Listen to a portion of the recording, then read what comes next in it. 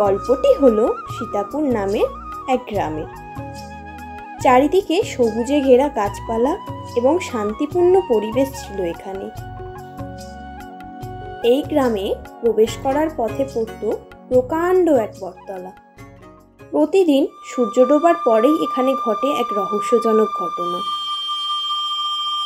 শোনা যায় সূর্য ডোবার পরেই ওই রাস্তা দিয়ে যারাই যায় শুনতে পায় এক ভয়ানক কান্নার শব্দ।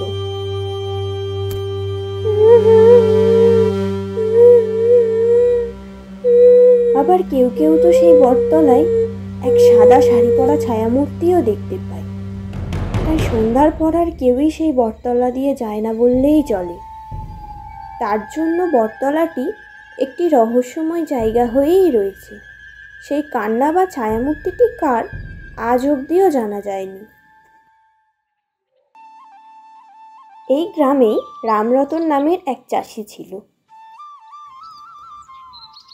তার ছেলে গোবিন্দ কাজের সূত্রে শহরেই থাকত। সে কোনো অলৌকিক ঘটনাতেই বিশ্বাস করত না। গোবিন্দ বেশ কিছুদিনের ছুটি নিয়ে গ্রামে আসে। তার বাড়ি ফেরার পথেই দেখা হয় গ্রামেরই এক পরিচিত ব্যক্তির সাথে। রামরতনের ছেলে গোবিন্দ না? তা কবে এলি? হ্যাঁ গো কাকা, এই ফিরছি, বাড়ির দিকেই যাচ্ছি। তা যা, তবে এই পথ ধরে যাস না। এই পথ দিয়ে আমার এই বড় বটতলাটা পড়বে। এই বড় পূর্ব পাড়ার পথটা ধরেই যা। ওই পথ দিয়ে এখন আর কেউ তেমন যাতায়াত করে না ভয়। না না, ওসব কিচ্ছু হবে না, সব গ্রামের লোকের অন্ধবিশ্বাস। চলি গো কাকা, আবার দেরি হয়ে যাবে। এই বলে গোবিন্দ নিজের মনে হাঁটা শুরু করলো। হাঁটতে হাঁটতে সে এক সময় সেই বটগাছের কাছে এসে পৌঁছালো। আর ঠিক তখনই এক ভয়ঙ্কর কান্নার শব্দ তার কানে ভেসে এলো।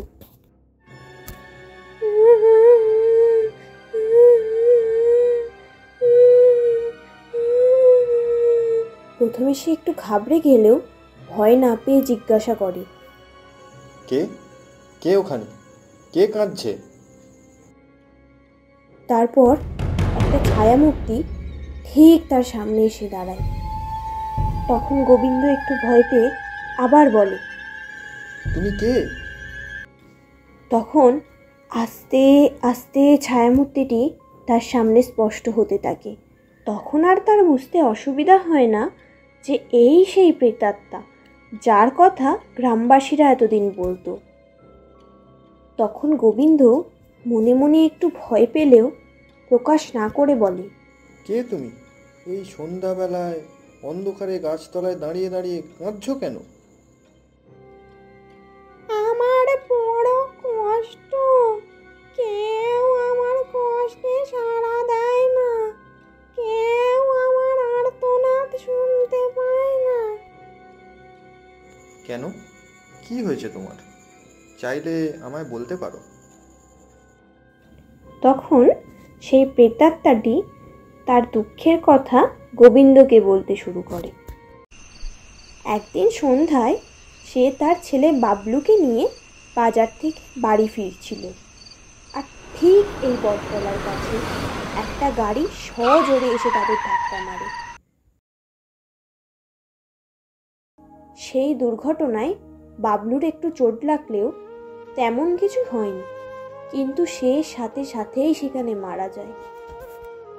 আর তারপর থেকেই তার ছেলে কাকা কাকিমার কাছেই থাকে, কিন্তু কেউ তাকে ঠিক করে খেতে দেয় না। সারা দিন খাটায়, বাড়ির সমস্ত কাজ ওই ছোট্ট ছেলেটাকে দিয়ে করায়। সে স্কুলে যেতে চাইলে, পড়াশোনা শিখতে চাইলে তাকে মারধর পর্যন্ত করে। কিন্তু বাবলুর বাবা কোথায়? সে কিছু বলে না কেন?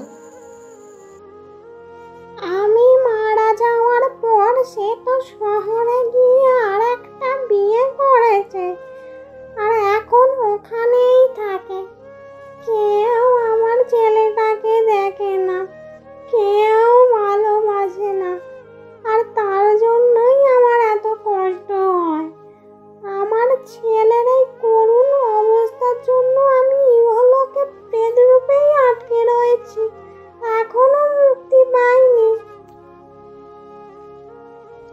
সব শুনে গোবিন্দর খুব মায়া হয়।